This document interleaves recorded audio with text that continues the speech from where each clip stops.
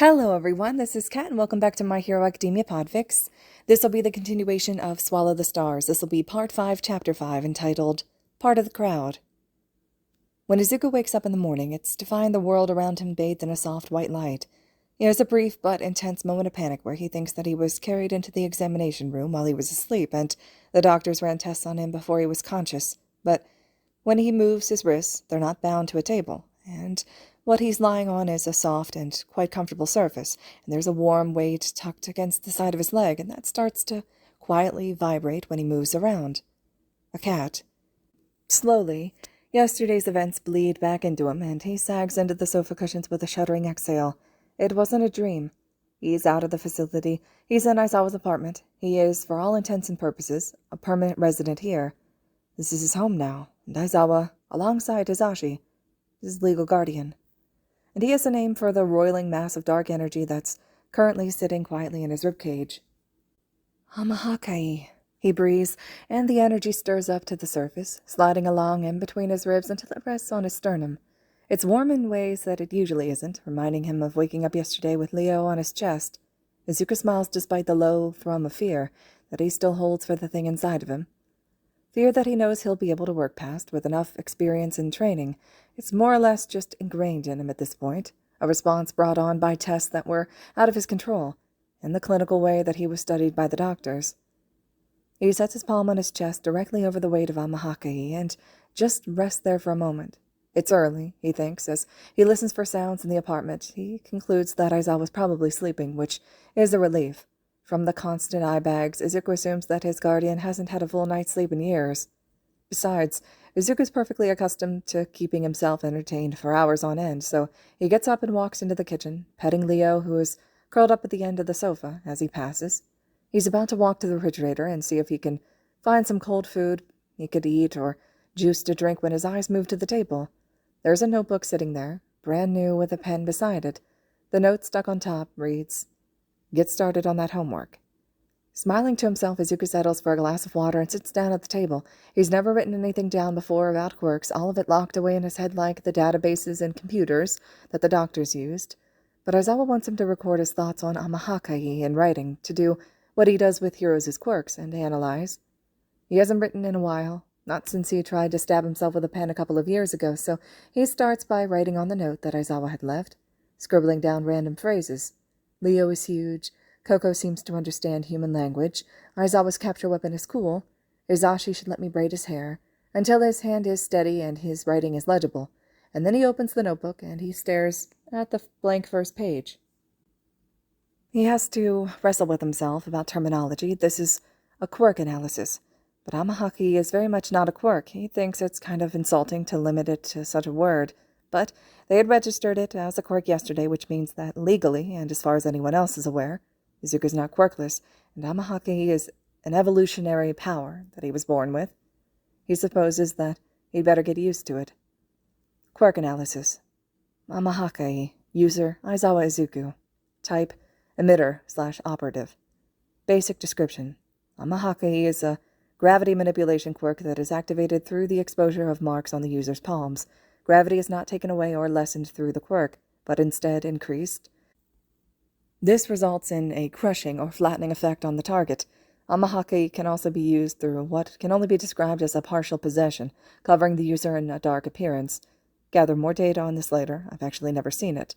This possession allows for the use of more power and probably increased physical protection of the user. In-depth description. Power levels seem to increase the more Amahake's marks are exposed to open air. One palm uncovered is the baseline, followed by the marks traveling up the user's arms, then 2 open palms, and then possession. Need more data to prove this. The only thing known right now is that the marks have to be exposed for the power to be used. When the marks are exposed, their color changes. Right palm from black to red, left palm from red to black. If both palms are covered, Amahake is comparable to a background noise, a soft static, and a peculiar weight in the user's body that can be easily ignored. Known effects of quirk usage are claw-like marks in pavement, presumably flattened as the quirk's power traveled outward. Flattening of large objects, of different composition and size up to the estimated size of an elephant. Destruction of half of a building, and near-complete elimination of 2 targets at once. Prolonged exposure to the quirk has the following effects on the user: exhaustion, loss of time, Exhaustion can likely be reduced or eliminated through physical exercise and practice exposure to Amahaka. Loss of time most likely serves as defense mechanism for the user, either to keep them sane after exposure to high levels of the power, or return to this later, see mental health and trauma responses.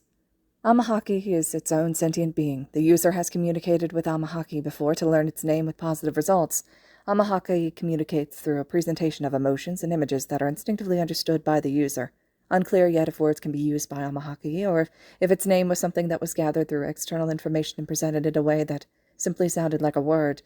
The name is vaguely Japanese in nature, so it would make the most sense if syllables were pulled from existing words and stitched together to make the name. We'll take further conversations to find out. The sound of a door opening makes Izuku pause, and he takes the time to flex his stiff fingers. He hasn't written so much in a long time, so maybe he needs to bring up his lack of grip strength to Aizawa, something for them to work on, and, maybe he's getting a bit ahead of himself, because yes, Aizawa had mentioned training him, but to what end? Does Izuku want to know more than just mere mastery of his quirk, or should he be focusing on a bigger goal, like maybe becoming a hero after all at UA? It was mentioned yesterday, and Izuku is already going to be spending time there as Aizawa homeschools him, but is it really considered homeschool if he's not at home? And you're muttering, Aizawa says in the process of pushing his hair back into a ponytail as he walks into the room. Coco trails behind him as they pass the living room, at which point she jumps onto the sofa and settles in to start grooming Leo. Sorry. Izuku blushes and turns his face back to the notebook in front of him. Aizawa pauses beside him, and Izuku risks a glance up to see him looking over what Izuku had written, and then up at his forgotten glass of water. Have you eaten? Izuku shakes his head. Keep working. I'll make you something. Dutifully, Izuku returns to his homework. Drawbacks, and their potential solutions. First, energy usage is extremely high, resulting in loss of consciousness if too much power is used at once, or if power is used over a stretch of time. Make sure to measure this.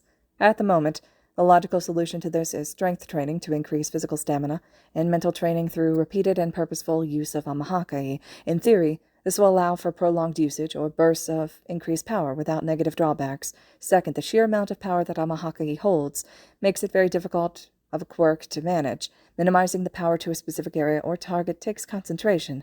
Should test with distractions present to make sure that the user can maintain focus. If concentration is broken, more power than necessary or intended can be used, leading to unwanted results.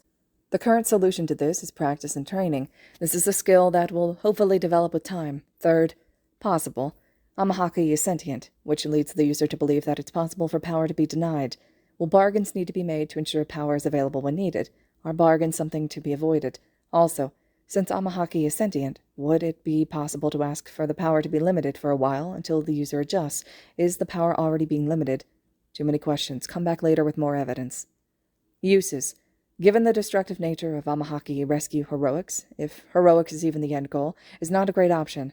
Without a solid way to limit output, the risk of further injury in delicate situations is too high. Daylight heroics is a possibility, but since daylight heroes are in the public eye, this is likely not recommended. Again, due to the destructive nature of the quirk, and also due to the user's history and origins. Underground heroics is likely the best course, but an argument could be made otherwise. Amahaki is destructive, but it is also powerful and could be helpful in taking down high-profile villains. That said, Amahaki's potential as a quirk is large, especially since training with it has been minimal. Flattening land for ease of movement, increasing target's gravity to prevent escape, and increasing gravity of surroundings to use as weapons are all possible uses. Better control is needed for all the above. A plate is set in front of Izuku, right beside the notebook, and a new glass of water soon follows. He blinks to clear his eyes and looks up at Aizawa with a smile. Thank you. All he gets is a nod and acknowledgement, but Izuku doesn't mind. He closes the notebook and sets it aside, the pen balanced on top. When is Namuri-san going to be here? He asks as he picks up his chopsticks, eager to dive into the meal. Aizawa takes a seat next to him with his own plate of food and a steaming cup of coffee. You should call her Kayama-san, he says, as casual as someone commenting on the obviously blue sky. It's not a reprimand, just a gentle correction. And she'll be here in... He checks the digital clock on the microwave. Just after 10 a.m. An hour. She had to get her homeroom squared away and handle some grading before she could rope someone into covering her afternoon classes. Izuku nods and digs into his food eagerly. He's been awake for a couple of hours now, judging by the shift in the light from the window and the low ache in his writing hand. He's a little unsteady with his chopsticks, something that Aizawa probably notices but thankfully doesn't comment on. Taking a sip of his coffee, Aizawa gestures at the notebook. "Did you finish?" he asks, open curiosity in his eyes. Why he didn't just take his notebook to find out, Izuku doesn't know, but he shakes his head no in answer to the question, his mouth too full of food to speak. Still, he tips his head to the notebook, an invitation for Aizawa to look it over anyway.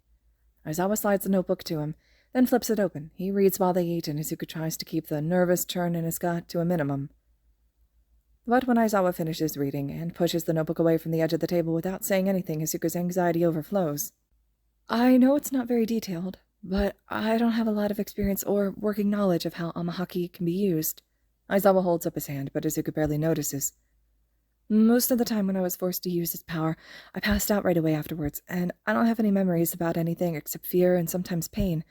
I want to practice more so that I can expand it into an analysis like the one I have of pro heroes, and it's frustrating, because I could come up with so much based on such little evidence of their quirks, but with amahaki, I've next to nothing."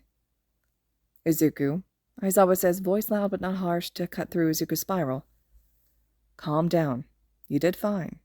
This analysis is better than any of my students have ever done. Hell, most third years can't even look at their own quirks at a level like this. Not to mention your handle on language and word usage is well above what I thought it would be." He blushes bright red and turns away to hide his face for a moment. When he's calmed down from the offhanded praise, he looks back at Aizawa. "Are you just saying that to make me feel better?" For a moment, an arched brow is his only response, supplemented a few seconds later with a flat stare and a low, "Do I look like the kind of person who lies to make someone happy?" Despite himself, Izuku laughs, and some of the tension bleeds from his shoulders. "No, definitely not." They return to eating after that, content in the silence. Izuku's brain is running itself into a hole, but not talking has never bothered him. He was so rarely allowed to say what he wanted at the facility that this is nothing new to him. Coco eventually wanders into the kitchen, winding around Izuku's ankles before sitting down and meowing at Aizawa, clearly demanding to be fed. But Aizawa ignores her, with what Izuku can only assume is practice eased, and he doesn't get up to fill the cat dish until he has cleaned off his plate. "Have you figured out why I assigned you that homework?" Aizawa asks once he's returned to the table, leaning back in his chair to sip at his coffee. In the background, both cats are happily crunching away at their food. Izuku pinches his brows together, spending a moment thinking before he asks, "To make me start thinking of amahaki as a quirk?" Aizawa tips his head to one side. "That's part of it. The other part is to give me an idea for how to train you to use it." He flips the notebook back open and taps the first page. "The physical training I was already planning to do. Not for a while, mind you, because you're underweight and I don't want to send your body into shock, but the mental training is something that we can start on soon." "You train kids how to use their quirks at school," Izuku says, and it's an obvious statement, but something he wants to get out of the way to clear his head. "Have you ever trained anyone with a quirk like amahaki?" After taking another sip of his coffee, Aizawa shakes his head. "Inherent emitter quirks usually have a mental on and off switch that the user can flip when needed.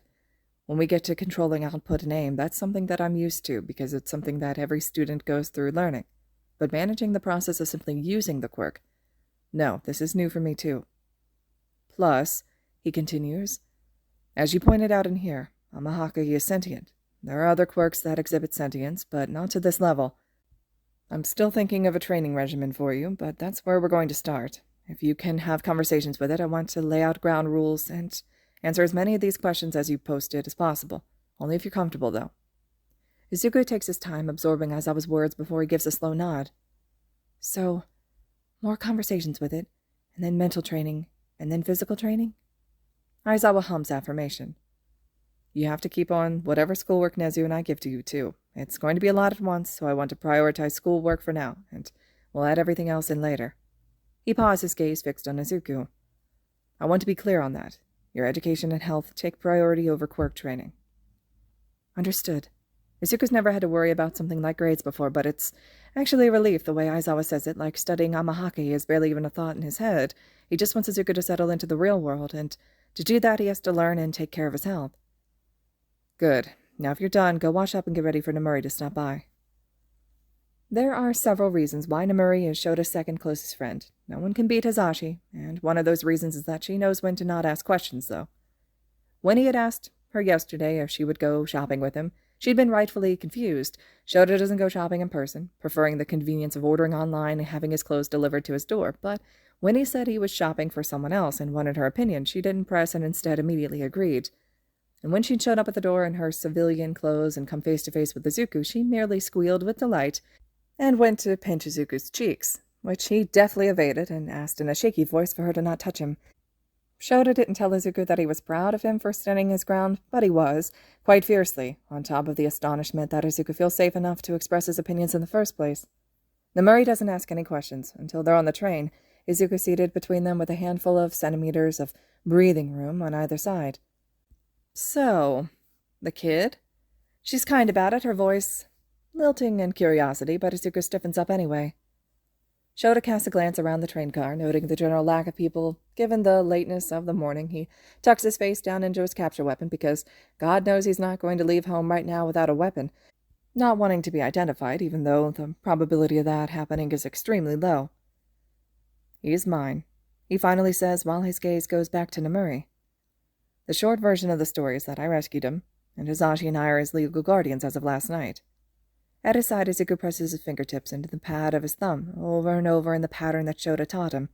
He wants to reassure the kid that everything's fine, set a hand in his hair, or promise that he's got 2 pro-heroes that decide to keep him safe, but a look at Izuku's face says he doesn't need to. He looks quite calm, his eyes moving around the train car the same way Shota's had a moment ago. Feigning offense, Namuri presses her hand to her chest and leans back.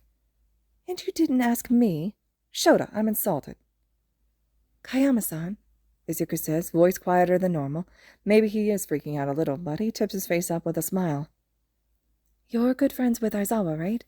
You can be my aunt, then." Now he's done it. Namuri coos, her hands reaching up automatically before she catches herself and puts them back in her lap. "Oh my God, you're adorable, Izuku-kun. And you drive a hard bargain, but if you insist on me being your aunt, then you can call me Auntie Kayama." Izuku blushes, arguably cute, though Shota would never say so out loud, and nods his head in rapid reply. "Okay, Auntie Kayama." Squealing, Namuri reaches past Izuku and punches Shota in the shoulder. Fucking ow. "I can't believe you kept him from me for so long." "It's been a single day," Shota says, rolling his eyes and squashing down the urge to rub his shoulder. "And you've more than made up for it already." They reach the mall in good time, stepping off the train and walking the short distance to the front doors. It's not too busy, most people stuck in their day jobs instead of having time to go shopping, but there are still plenty of civilians milling around. Shota spots several elderly couples, groups of college students, and parents with young children. The thought that he and Namuri likely look like Izuku's parents to outsiders has him making a face that he quickly hides behind his capture weapon. He doesn't miss the way Izuku's joints lock up, or the way his breath hitches as he looks around. It's not excitement. Shota knows panic when he sees it. "Izuku," he calls, getting the kid's attention before he crouches down beside him, out of the way of the doors. Izuku looks at him with eyes wide and full of uncertainty and fear, something Shota had seen coming and prepared for, since he doubts there were crowds in the research facility and Izuku was raised in it. Deep breath. Count to 4. Let it out slowly. He watches Izuku breathe, directing him to keep going until his hyperventilation stops and his shoulders droop. "Good, you're all right. Namuri and I are going to be next to you the whole time. But if you get overwhelmed, let me know, and we'll find a spot to take a breath. Tell me if you understand." "I understand." Izuku swallows, and his eyes flick away from Shota's face, presumably dancing between all the civilians again. "Do you? Repeat it to me." Izuku swallows. If I feel overwhelmed, I should let you know." Izuku glances at Shota, then down at the floor. "I feel overwhelmed," he whispers. His fingers are gripped tight in the hem of his t-shirt, knuckles white even against the concerningly pale skin. Shota offers his hand to him, palm up, as if it's the easiest thing in the world to him. It's not. Showing affection, offering physical contact, is still extremely difficult for Shota, even as an adult, even these years after middle school, bullies, and being disregarded in high school. He evades touches from anyone who isn't Hisashi. But Izuku needs this, clearly. He shies away from unannounced touches, has suffered at the hands of adults his whole life, and seems to expect every touch to bring him pain. He needs to know that he's allowed to want contact, that he's allowed to seek out affection if he needs it. And yes, Hisashi would be better suited to this job, given how he's always reaching out for physical contact of some kind, but Shota thinks that he can handle this much. He can be the bridge between Izuku's trauma and the realization that most adults are not out to hurt him. Izuku takes his hand and squeezes, so Shota squeezes back. Let me know when you're ready. It takes several minutes for Izuku to get used to even this much, just watching the crowd from the edges of it, a few meters between him and the rest of the civilians with a wall at his back, but Shota waits, staying in a crouch so that Izuku can see that he's relaxed, and Namuri doesn't leave, doesn't say anything, and most importantly, doesn't ask any questions. Only once Izuku says he's okay to keep going does Shota stand up. Since Izuku doesn't let go of his hand, Shota doesn't either. Namuri starts a conversation with Izuku that quickly derails into a discussion of last generation's pro-heroes.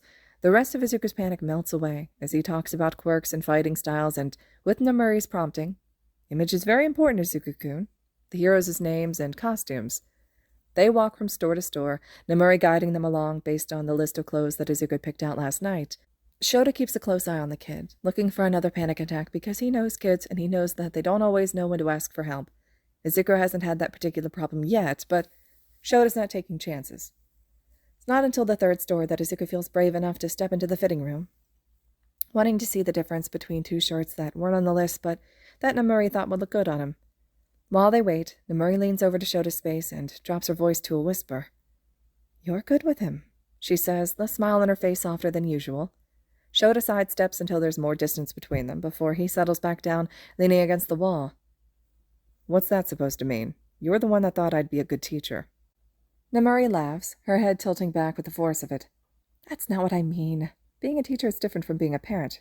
You've always been a good teacher, but you're being a good parent right now. I'm glad. Her tone is serious, not teasing. I know you haven't told me everything about him, but I know trauma when I see it. I'm glad he's got you. Well, it's a good thing you think so, because I don't know what the hell I'm doing. Shota sighs heavily, tipping his head back until it knocks against the wall. Raising a kid was never in my future plans.